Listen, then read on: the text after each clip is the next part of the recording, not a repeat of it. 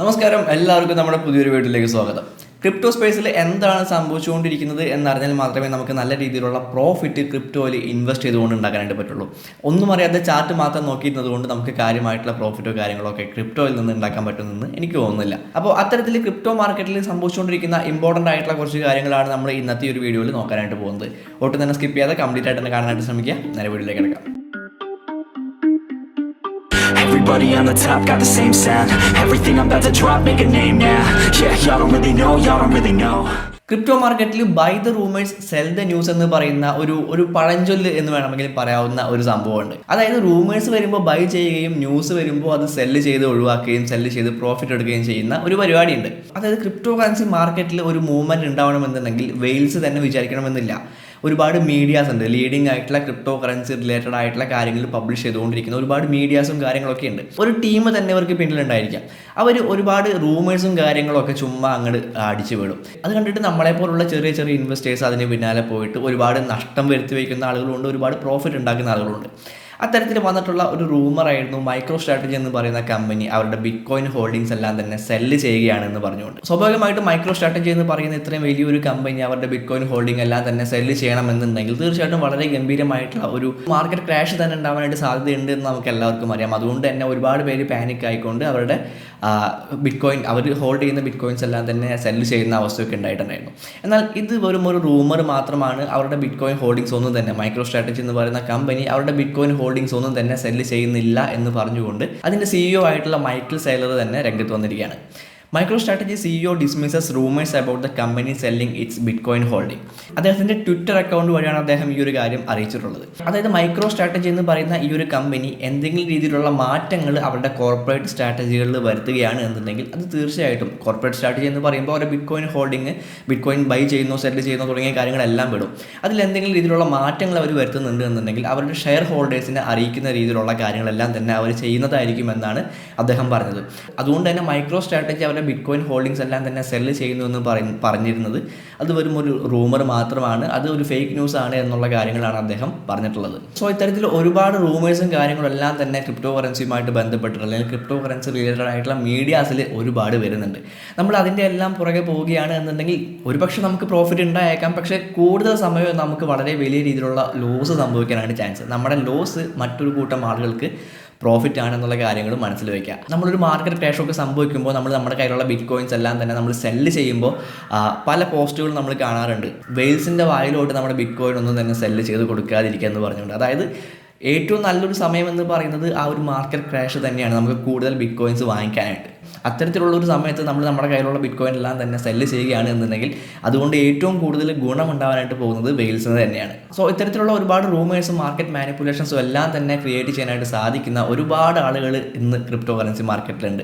So അതെല്ലാം ഏറ്റവും കൂടുതൽ എഫക്റ്റ് ചെയ്യുന്നത് നമ്മളെപ്പോലുള്ള ചെറിയ ചെറിയ ട്രേഡേഴ്സിനായിരിക്കും. സോ നമ്മൾ കൃത്യമായിട്ട് നമ്മുടെ ഒരു ട്രേഡിംഗ് സ്ട്രാറ്റജിയിൽ മാത്രം ഉറച്ചു നിൽക്കുക, കൃത്യമായിട്ടുള്ള ഡിമാൻഡ് ആൻഡ് സപ്ലൈ സോൺ മനസ്സിലാക്കിക്കൊണ്ട് മാത്രം നമ്മളൊരു എൻട്രീസ് എടുക്കാനായിട്ട് ശ്രമിക്കുക. മറ്റൊരു ഇമ്പോർട്ടൻ്റ് ആയിട്ടുള്ള ന്യൂസ് എന്ന് പറയുന്നത് polygon reveals Supernext project to bolster Web3 adoption.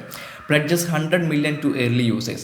Polygon എന്ന് പറയുന്ന ലെയർ 2 സ്കെയിലിംഗ് നെറ്റ്വർക്ക് Web3 ടെക്നോളജീനെ ബൂസ്റ്റ് ചെയ്യാൻ വേണ്ടിയിട്ട് ഒരു സൂപ്പർനെറ്റ് നെറ്റ്വർക്ക് ഇൻട്രൊഡ്യൂസ് ചെയ്തിരിക്കുകയാണ്. നമുക്കറിയാം പോളിഗൺ എന്ന് പറയുന്നത് ഫണ്ടമെൻ്റലി സ്ട്രോങ് ആയിട്ടുള്ള ഒരു പ്രൊജക്റ്റാണ്. എതേറിയത്തിന് ഒരു ലെയർ 2 സ്കെയിലിംഗ് സൊല്യൂഷൻ ആയിട്ട് വന്നിട്ടുള്ള ഒരു പ്രൊജക്റ്റാണ്. എന്താണ് പോളിഗൺ എന്ന് അറിയാത്തവരുണ്ട് എന്നുണ്ടെങ്കിൽ നമ്മൾ പോളിഗണിനെ പറ്റിയിട്ട് ഒരു എക്സ്പ്ലനേഷൻ വീഡിയോ ചെയ്തിട്ടുണ്ട്. കാണാത്തവരുണ്ടെങ്കിൽ തീർച്ചയായിട്ടും പോയി കാണുക, ഇവിടെ ലിങ്ക് കൊടുക്കുന്നുണ്ട്. അപ്പോൾ നമുക്കറിയാം പോളിഗൺ എന്ന് പറയുന്നത് ഫണ്ടമെൻ്റലി സ്ട്രോങ് ആയിട്ടുള്ള പ്രൊജക്റ്റാണ്. അവർ Web3 ടെക്നോളജീനെ ബൂസ്റ്റ് ചെയ്യാൻ വേണ്ടിയിട്ട് ഇത്തരത്തിലുള്ള ഒരു പ്രൊജക്റ്റ് അവർ ഇൻട്രൊഡ്യൂസ് ചെയ്തിരിക്കുകയാണ്. ഒരു ബ്ലോക്ക് ചെയിൻ പ്രോട്ടോകോൾ അവർ ഇൻട്രൊഡ്യൂസ് ചെയ്തിരിക്കുകയാണ്. സോ തീർച്ചയായിട്ടും വളരെ വലിയ രീതിയിലുള്ള ഒരു ഇമ്പാക്റ്റ് നമുക്ക് പോളിഗൺ എന്ന് പറയുന്ന പ്രൊജക്റ്റിലും അതിൻ്റെ ടോക്കൺ ആയിട്ടുള്ള മാറ്റിക്കിലും നമുക്ക് കാണാനായിട്ട് സാധിക്കുന്നതാണ്. സോ പോളിഗൺ നമുക്ക് ലോങ് ടൈമിലേക്ക് നല്ല രീതിയിൽ റിട്ടേൺ തരാനായിട്ട് ചാൻസ് ഉള്ള ഒരു പ്രൊജക്റ്റ് തന്നെയാണ്. സോ നിങ്ങൾ നിങ്ങളുടേതായിട്ടുള്ള റിസർച്ചും കാര്യങ്ങളൊക്കെ നടത്തിയതിന് ശേഷം മാത്രം അതിലൊരു ഇൻവെസ്റ്റ്മെൻറ്റ് നടത്തണോ വേണ്ടയോ എന്നുള്ള കാര്യങ്ങൾ തീരുമാനിക്കുക. മെറ്റാവേഴ്സ് ഫാൻസിന് ഒരുപാട് ഇഷ്ടപ്പെടാൻ ചാൻസ് ഉള്ള ഒരു കാര്യമാണ് അടുത്തതായിട്ട് Nissan and Toyota enter the metaverse with 2 different approaches. Famous car കമ്പനികളായിട്ടുള്ള നിസാനും ടൊയോട്ടയും മെറ്റാവേഴ്സിലേക്ക് എൻ്റർ ചെയ്തിരിക്കുകയാണ്. നിസാൻ എന്ന് പറയുന്ന കമ്പനി കൂടുതൽ ഫോക്കസ് ചെയ്യുന്നത് അവരുടെ കസ്റ്റമേഴ്സിന് വേണ്ടിയിട്ട് ഒരു വിർച്വൽ റിയാലിറ്റി റൂംസ് ക്രിയേറ്റ് ചെയ്യുന്ന കാര്യത്തിലായിരിക്കും. എന്നാൽ ടൊയോട്ട എന്ന് പറയുന്ന കമ്പനി കൂടുതൽ കോൺസെൻട്രേറ്റ് ചെയ്യുന്നത് അവരുടെ വിർച്വൽ ഓഫീസുകൾ ക്രിയേറ്റ് ചെയ്യുന്ന കാര്യത്തിലായിരിക്കും.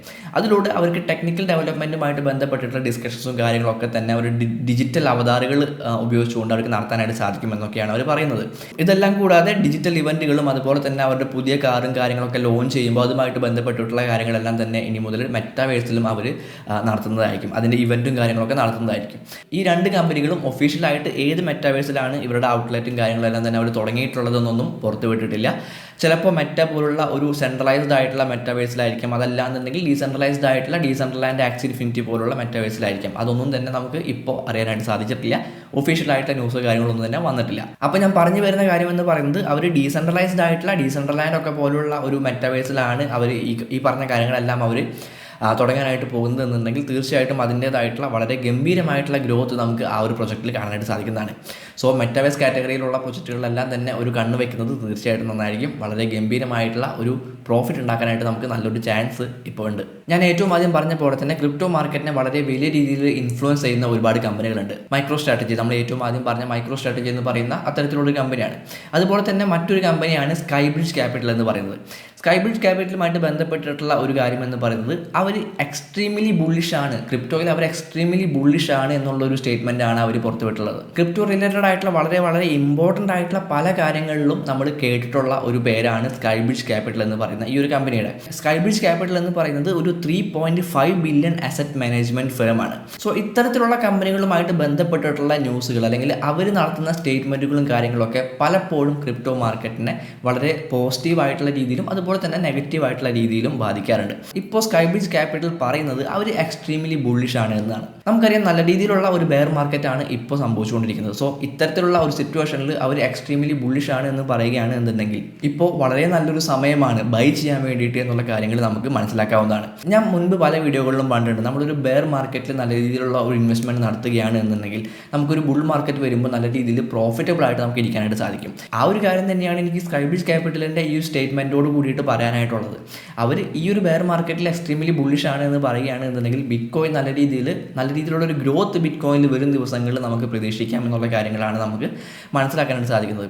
സോ ഈ ഒരു ബെയർ മാർക്കറ്റിൽ എല്ലാം നഷ്ടപ്പെട്ടു എന്ന് പറഞ്ഞുകൊണ്ട് സങ്കടപ്പെട്ടിരിക്കാതെ നല്ല രീതിയിൽ ബുദ്ധിപരമായിട്ടുള്ള ഒരു ഇൻവെസ്റ്റ്മെൻറ്റും കാര്യങ്ങളൊക്കെ നമ്മൾ നടത്തുകയാണ് എന്നുണ്ടെങ്കിൽ കുറച്ച് ദിവസങ്ങളോ മാസങ്ങളോ കഴിഞ്ഞാൽ നല്ല രീതിയിലുള്ള ഒരു ബുൾ മാർക്കറ്റ് തീർച്ചയായിട്ടും വരുന്നതായിരിക്കും. ആ സമയത്ത് നമുക്ക് ഹാപ്പി ആയിട്ട് പ്രോഫിറ്റബിൾ ആയിട്ട് അടിച്ചു പൊളിച്ചിരിക്കാനായിട്ട് സാധിക്കും. സോ ഈ ഒരു വീഡിയോ യാതൊരു തരത്തിലുമുള്ള ഫൈനാൻഷ്യൽ അഡ്വൈസായിട്ട് എടുക്കാതെ നിങ്ങൾ നിങ്ങളുടേതായിട്ടുള്ള റിസർച്ചും കാര്യങ്ങളും അനാലിസിസും കാര്യങ്ങളും ഒക്കെ നടത്തുക. അതിന് ഹെൽപ്ഫുൾ ആവുന്ന എന്തെങ്കിലും കാര്യങ്ങൾ ഈ ഒരു വീഡിയോയിൽ നിന്ന് കിട്ടുന്നുണ്ടെങ്കിൽ അത് മാത്രം എടുത്താൽ മതി. അടുത്തൊരു വീഡിയോയിൽ കാണാം.